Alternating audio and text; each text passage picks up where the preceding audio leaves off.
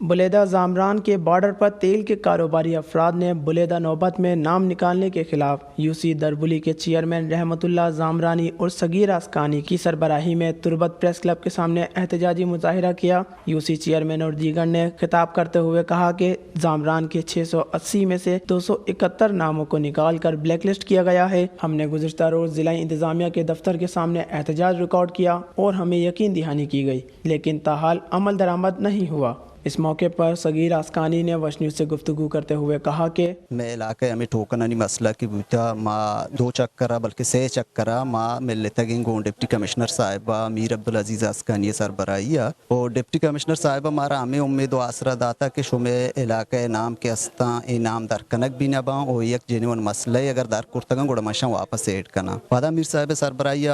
میر عبدالعزیز اسکانی گا ماں کمشنر مکرانے گوما بھی ملتا گا اور ادا یک جلسے بوتگت ریلی اتکا ڈپٹی کمشنر آفس دیما شما ہم صاحبی حضراتوں اتکا گتے شما دیتگا مطلب ہے کہ مارا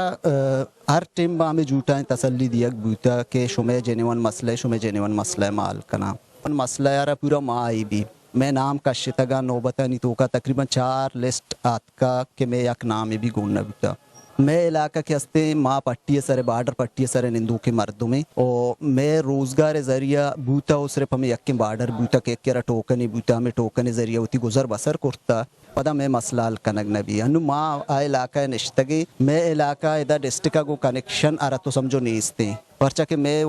گوستگی حکومتانی نمائندہ کے بوتگا آیا نے مارا ترقیاتی کاری کرتا نے آیا مارا انسانی تصور کرتا میں علاقہ کس نیت کا وہ کچا روڑا چی اگر علاقہ ادا سیاگی سی یونین کونسل یا دربولی یونین کونسل یا کہ 14 مردوں میں ادا ڈسٹکا تک بھی آرہ پورا 7 گھنٹہ 8 گھنٹہ سفرہ لگ گی۔ ان کا مزید کہنا تھا کہ آج ڈی سی کیچ سے ملاقات ہوئی ہے اور ایک بار پھر تسلی دی گئی، لیکن اگر 5 جنوری تک نام نوبت میں شامل نہیں کیے گئے تو مجبوراً سی پیک روڈ بند کریں گے۔ Wash news catch.